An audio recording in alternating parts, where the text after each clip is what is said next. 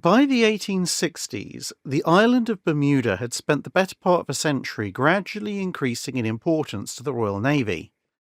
Back in the late 1700s, it was a useful stopover point, but not much more. If the Royal Navy needed to base ships in that general area of the world, mostly to protect British holdings in the Caribbean, well, there were numerous larger and more capable harbours in the 13 colonies. However, there followed some ill-advised attempts at turning Boston Harbor into the world's largest teapot, and by the time the dust of the fallout from all of that had settled, the 13 colonies had become the United States of America, and the Royal Navy found it was considerably less welcome in its ports. Now, Bermuda's position along one of the major sailing trade routes had become somewhat more important, and so the island chain was surveyed to work out where the best place for a new naval base would be. This would allow close monitoring of, and protection of, where necessary, trade, as the Caribbean was at one end of the most important trade links in the area, but tropical zones were held as inadvisable long-term basing locations due to disease, and Halifax, although the default primary Royal Navy base in the Western Atlantic at this point, was a little bit too far north for ships on patrol to rely on as a sole location for rest and refit, whereas Bermuda, sitting at about the halfway point of the Caribbean to Europe trade route, was a perfect base. By the latter stages of the Napoleonic Wars, significant work had been undertaken to build such a base, and the island became a key location during the War of 1812 for both the Royal Navy itself, which launched the expedition that burned Washington, D.C. from there, among other things, but also for numerous privateers who ranged out against the US merchant fleet. Shortly after the end of the Napoleonic Wars, Bermuda took over responsibility as the headquarters of the North America Station from Halifax, and work on the dockyard would continue over the next half-century, expanding it and improving its facilities.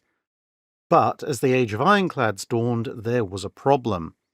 Older wooden warships had until relatively recently been small enough that in the event of extensive fouling to their undersides or various other issues below the waterline, you could simply careen the ship, that is, temporarily beaching it under controlled conditions to access the needed areas. Specialist careening wharves, which could replicate the necessary heel without having to have the ship entirely out of the water, had also been developed, and these were indeed in use at Bermuda. But the very largest wooden warships, as well as the new iron vessels, were both too large and too heavy for this to actually work. Plus, the heavy machinery that they now contained to drive their propellers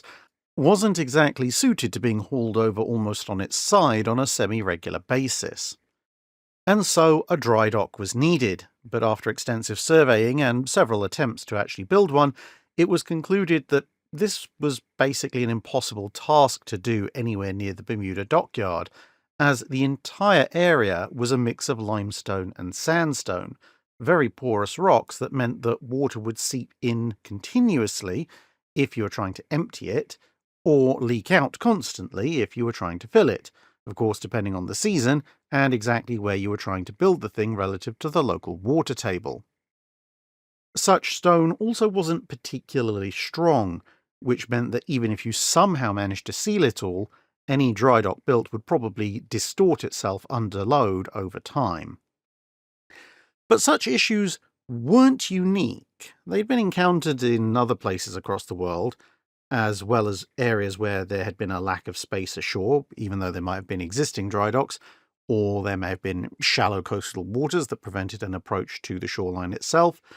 or just a lack of suitable ground like at Bermuda, all of which could preclude the building of a normal dry dock. And the solution in those cases had been a floating dry dock.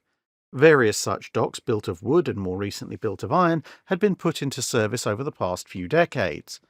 But once again, there were a number of new challenges in Bermuda's case. Firstly, Bermuda had no great iron or shipbuilding industry capable of construction of a floating dry dock of this size, so it would have to be built in the UK, and while floating dry docks had been towed to new locations before, no one had tried towing one across an entire ocean before. Secondly, since the dry dock would have to support the largest ironclads in the Royal Navy, with scope for potentially larger ships in the future, it would have to be, by the standards of the time, absolutely massive. Third, Since Bermuda was still officially classed as tropical waters, even if not quite as disease-prone as the Caribbean, there would be a fair amount of marine growth occurring, and that meant the dry dock itself would need to be cleaned from time to time. Building a nesting doll of dry docks wouldn't solve that particular issue, and so it would have to be somewhat ship-shaped in cross-section so that it itself could be careened in order to be cleaned, as the lack of major internal machinery would allow this to be done. Fourth, since it would be based far from the industrial heart of the British Empire, it would have to accomplish all of this and its regular operations in a manner that didn't require dozens and dozens of pumps and other bits of machinery, all of which would need maintenance and inevitably have breakdowns. And what machinery it did have would need to be robust and easy to maintain, with spare parts either small enough to be easily stockpiled or simple enough to be fabricated on site. This challenge was delivered to the Campbell, Johnston and Company shipyard on the Thames near Woolwich in London. Work began in 1866, and after 2 years the new floating dry dock was in the water. It measured 381 feet long and 124 feet wide, able to take in ships with up to an 84-foot beam, with 2 main modes of supporting the ships once they were inside. For vessels of 330 feet or less in length, there were mobile caissons that could be placed within the dock, and then the dock was pumped out as well as being raised. This would allow full access to the ship in question without actually having to raise the dock all that much. This category covered most of the existing ironclad fleet. An example cited at the time was that of the 300-foot-long HMS Bellerophon, which would only need to be raised about 10 feet upwards instead of the 30 feet or so that would be needed without the caissons. However, there were of course some British ironclads that did exceed 330 foot in length, and for these vessels, including those that might actually be longer than the dry dock itself, the structure had enough buoyancy that when it was emptied, it could lift high enough to simply clear the hull completely from the water. In this mode, the dry dock was capable of lifting any vessel in the world at the time, with the sole exception of the Great Eastern, which, although it was 82 foot wide and thus technically able to enter the structure when it was flooded down, couldn't be lifted as the need for careening meant that the lower portion of the dry dock curved inwards faster than Brunel's massive steamship's own sides, and so it wouldn't quite fit after all. In order to raise and lower itself, the 8,200-ton structure, or 9,000 tons if you included the 2 caissons, was divided into 16 major watertight compartments, 8 on either side of the keel, plus various smaller non-flooding compartments which held pumps, machinery, etc. Each of the large compartments were further divided into 3, a lower compartment that would normally be at least somewhat flooded, except when exceptionally heavy lifts were called for, a middle compartment that was used to sink the dry dock entirely, and then also used to balance the dry dock before and during lifts, and an upper compartment that was normally dry but could be flooded if some circumstances happened to call for it. A great deal of the process of allowing water in and out was done by means of a series of large valves. These fulfilled the ease of maintenance requirements and meant that relatively few large and robust pumps were needed to regulate moving water out when the dry dock was being lifted, and the sinking element, if you had the time, could be done entirely under valve control.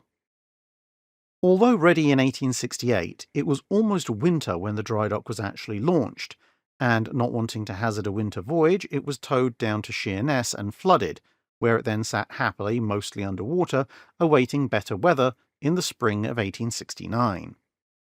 By May of that year, the dock was back above water and was being fitted out for sea. A pair of light wooden bridges were installed across the top to facilitate navigation. 3 powerful lights were also attached, one on the aft bridge and one on either side. Semaphore arms for signalling by day were complemented by a combination of lights, whistles, and signal guns for night or fog conditions, and on each corner a large lightning rod was installed in case of storms. A rudder was also fitted, although it wasn't known exactly how effective it would be.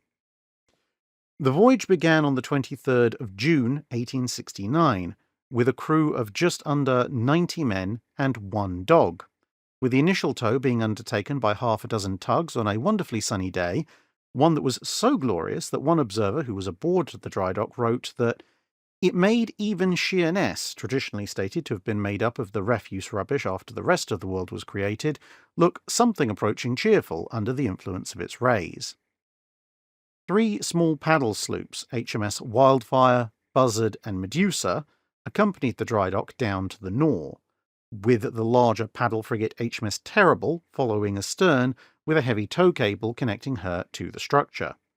The plan was for the Terrible to act as a giant stabilizing anchor of sorts, as well as providing a degree of steering, if needed, by sailing port or starboard as required, and the tow line then dragging the aft end of the Drydock around so the structure would turn in the opposite direction to whichever direction Terrible happened to be sailing. For the purpose of the voyage, the Drydock had been fitted with a pair of cutwaters, one at each end. These were pointed iron structures, each 24 foot long and sloped on the underside, positioned just below the waterline in its travel mode. These would give the whole thing a somewhat better underwater profile in terms of both drag and directional stability. As ocean-going tugs weren't yet really a thing in the late 1860s, the large ironclad Northumberland instead had been given the task of initially taking the Drydock out to sea,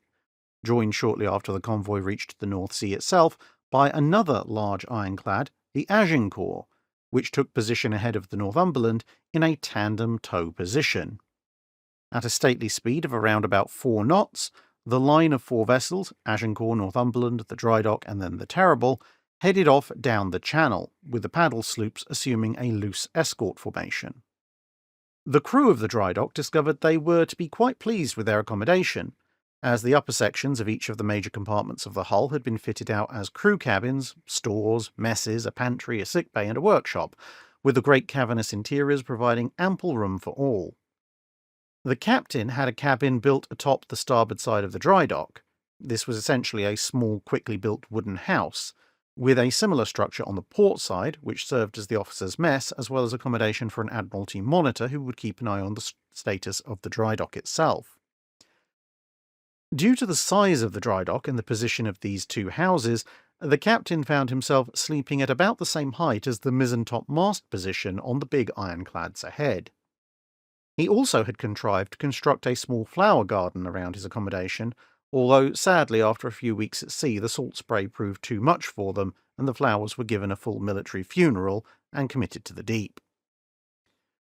The voyage down the channel ended up being somewhat uneventful, save for semi-irregular visits by various admiral ships as well as the royal yacht,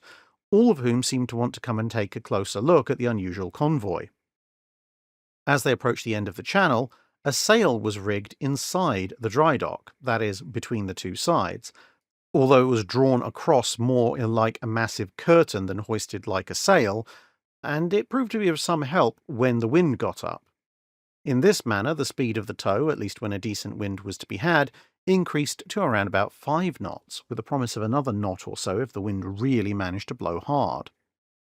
Once clear of the channel, it was decided to pay out the towing hawsers to full length. The original plan had been to now have Agincourt and Northumberland continue towing, but now in parallel, one on the port bow, the other on the starboard, but concern over an uneven load if the Drydock yawed, and the fact the tandem arrangement had so far done far better than expected,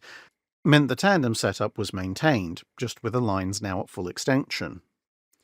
Crossing the Bay of Biscay afforded a chance to exceed 6 knots as a thunderstorm broke, with the paddle sloops swapping out with new ones along both this leg of the voyage as well as the previous voyage down the channel. The initial destination was Madeira, a planned stopover which would address any issues that might have arisen along the way, and allowing an exchange of towing ships, as Northumberland and Agincourt were 2 of the largest and most recent warships in the Royal Navy, and so couldn't afford the time to go all the way to Bermuda themselves when their normal assignment was considerably closer to home. On the 4th of July, Madeira was sighted and the Agincourt parted company, slowing the procession somewhat, but they still arrived at Porto Santo by around 1400, with nothing having gone particularly wrong along the way except for a few very minor leaks which had left the bow down by an inch or so, a situation that was fairly quickly remedied by the ship's pumps. Here, the Northumberland transferred its tow lines to HMS Warrior, while the dock itself was swarmed by locals, who were permitted to step off of their boats and wander around the base of the dry dock freely, with the sailors then placing bets on the capabilities of those who attempted to visit the upper levels by means of the various ladders that had been placed up the inner sides of the dry dock for that purpose. Soon, Warrior was joined by her sister ship Black Prince, and by 2000 that evening, the tow was recommenced, although some merriment was had when the starboard line that attached Terrible to the aft end of the dock parted, and the paddle frigate found itself swinging back and forth on the end of the other line as the broken line was dealt with. It was eventually replaced the following day. By this point, only the small screw-driven HMS Lapwing was left as an escort, with the main entertainment being provided by the ship's band aboard Warrior, which merrily played a variety of tunes and were generally agreed to be somewhat more skilled than those in a similar position aboard the Northumberland. Further amusement was to be found when somebody contrived to float a buoy and line back from Warrior, which was then taken aboard the dry dock and attached to a pulley higher up. This then became a means by which various bits of correspondence could be hauled quickly and easily between the ships, and at one stage a large haunch of mutton was mysteriously sent over from the ironclad, to the general joy of all aboard the dry dock. Further mysterious and unannounced food packages from the presumably sympathetic wardroom aboard Warrior would show up at occasional points during the voyage. As the convoy crossed the Atlantic, fishing lines were put out whenever flying fish were spotted, on the theory that they were jumping out of the water because they were presumably trying to escape from something that was following them, and that something might be big enough to be worth eating. This scheme had varying levels of success, although an early catch of a small tuna was greatly appreciated by all, who pronounced it very tasty. On the 8th of July, at about 19:45 in the evening, there was a great crashing noise. This turned out to be the port side rudder chain, which had worked its way free of its lashings with the continuous rolling of the ship. One of the small boilers aboard the dry dock was brought up to steam, and a capstan was then used to gradually haul the chain back into place, where it was resecured, the whole process taking several hours and meriting all involved an additional rum ration. The dry dock's rudder would prove to be somewhat temperamental in rougher seas, and soon the chains and the rudder itself was further secured for the safety of all concerned. Examination the following day showed that the dry dock was rolling slower and to a lesser degree than the three ships with her, the ships recording 9 rolls per minute, with a minimum roll of 4 to 5 degrees and a maximum roll of 10, while the dry dock rolled only 8 times per minute with a minimum roll of 2.5 degrees and a maximum of 5. Due to the Lapwing struggling with the sea conditions and burning far too much coal in an attempt to station keep, on the 18th, Terrible was ordered to the front of the formation, taking up lines to tow Black Prince, which in turn was towing Warrior, which in turn was towing the dry dock, with Lapwing then taking up Terrible's former position as the dry dock's sometime sea anchor. Rough weather slowed progress from around 120 miles a day to around 90 to 100 for a few days, although this was somewhat offset by the same weather producing several rare lunar rainbows, which everybody thought looked quite cool. However, by the 25th, it was clear that the Terrible hadn't really added all that much to the convoy's speed. It was simply burning far more coal than she had been previously for her efforts, so she was ordered to proceed alongside for a while as the escort, since Lapwing was still in Terrible's former position aft, and the latter was better suited to keeping up with the rest of the ships working independently. However, later that same day, a storm blew up, and Lapwing's smaller mass meant that she was unable to prevent the dry dock slewing sideways into the wind, and so by the end of the day she had swapped places with Terrible, thus re-establishing the original formation. It was determined that they were at this point only a few days away from Bermuda, and so the Warrior and Black Prince increased power to their engines, using some of the reserve of coal they had kept aside previously for emergencies, and Lapwing was sent on ahead to herald their arrival. Now conscious that their voyage would soon be over, the dry dock sail was de-rigged and the anchors prepared and checked.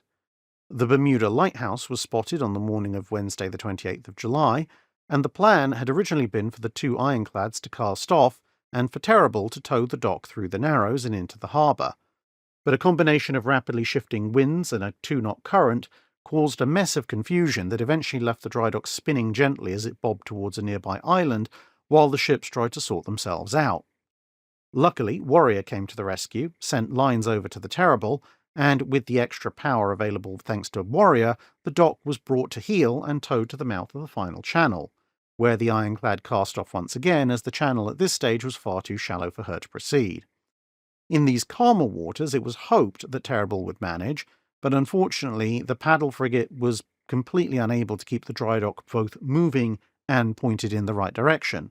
One or the other was possible, but not both. And so they waited outside the harbour overnight for the following morning's high tide, which meant Warrior could now safely sail down the channel, which she did with Terrible in tow, and with Terrible in turn having the dry dock in tow.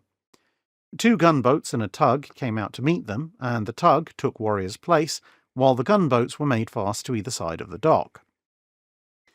There then followed an adventurous final passage up the narrow deep-water channel, as the lines attaching the gunboats to the dock kept giving way, and bursts of unexpected wind kept trying to spin the thing around. But eventually at 1715, the anchors were dropped, thus ending a 36-day voyage. A few days later, the dry dock's valves were opened and it was fully flooded, bringing it to rest on the harbour bed. And here she would continue to give good service for the rest of the 19th century, lifting a large variety of ships, both mercantile and Royal Navy, and a few foreign warships into the bargain. But by the start of the 20th century, some newer ships were getting a bit beyond her capacity to lift, and a new floating dry dock was constructed and sent out to supplement and eventually replace her, with the new dry dock arriving in 1902. And thus, in 1906, she was deemed surplus to requirements, decommissioned, and sold for breaking up. But the original floating dry dock decided she rather liked her new home, and so it broke free and ran aground almost the moment it had left the harbour. Thus stuck in place and showing very little inclination to move further, an attempt to blow it up with dynamite ended up doing surprisingly little damage, and so it was just left to break up in place on its own, with a fairly good portion of the lower section still visible to this day if you happen to be in Bermuda. That's it for this video. Thanks for watching. If you have a comment or suggestion for a ship to review, let us know in the comments below. Don't forget to comment on the pinned post for dry dock questions.